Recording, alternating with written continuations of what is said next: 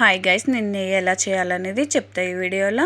So పాల మీద మీగడ ఒక 10 days మొత్తం నేను పైది తీసి గిన్నెలో పెట్టేసుకొని వేడి చేసి దాంట్లో తోడేసి పక్కకు పెట్టేసుకున్నాను. సో మొత్తం గట్టిగా అయిపోయింది.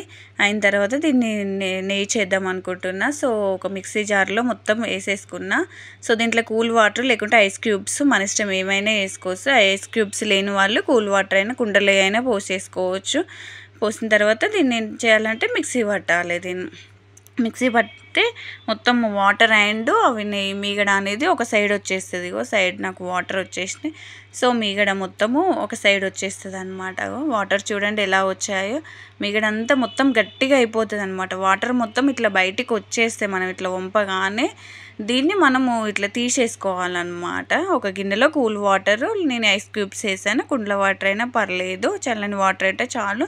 సో మిక్సీ జార్లో నుంచి ఇవి గడ్డలన్నీ ఇట్లా తీస్తున్నా. రౌండ్గా అనాలి మనం చేతులతోని, రౌండ్గా అంటే.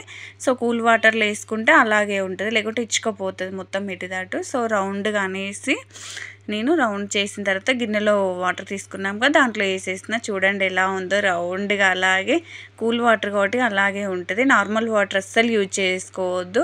సో కుండల వాటర్ అయినా పర్లేదు కానీ చల్లగా ఉండాలి. సో మాకైతే 2 వచ్చాయి. సో నాకైతే వాటిని చూస్తుంటే అబ్బా నెయ్యి ఇంతలా వచ్చేసిందా అనుకున్నా. సో మిగతాది మొత్తం వాటర్ వంపేసుకొని సో మోరల్గా దీన్ని కూడా దాంట్లో వేసేసుకొని మొత్తం వేడి చేయాలన్నమాట. నెయ్యిని ఒక బాండీ పెట్టి మొత్తం కరుగుతూ ఉంటుంది కదా, వాటర్ అన్నీ పడబోసినాం కదా, కూల్ వాటర్ ఒక దాంట్లో వేసుకొని కరగదీయాలి. మొత్తం వేడి చేసుకుంటే అది కరుగుతూ ఉండదు. ఎట్లా అయిపోయిందో చూడండి వైట్గా. దీన్ని మొత్తం ఇట్లా కుతకుతా అని ఇట్లా ఉడకబెట్టాలి. వేడితా ఉంటే అదే కలర్ చేంజ్ అయిపోతూ ఉంటుంది. చూడండి నురుగులు ఎలా వస్తున్నాయి. ఆ నురుగులు మొత్తం వైట్ ఇవన్నీ పోయి ఎల్లో అండ్ మొత్తం ఎల్లో షేడ్ వచ్చేసింది. ఇప్పుడు మనకైతే ఎల్లో షేడ్ తర్వాత మొత్తం అది ఉడకాలి. మేము దీంట్లో లవంగాలు వేసుకున్నాం 3. సో గోల్డెన్ షేడ్ వచ్చేసింది. అక్కే కొంచెము గోల్డెన్ షేడ్ లైట్గా వస్తే చాలా అన్నది నేను కొంచెం ఎక్కువసేపు ఉంచేసినాను.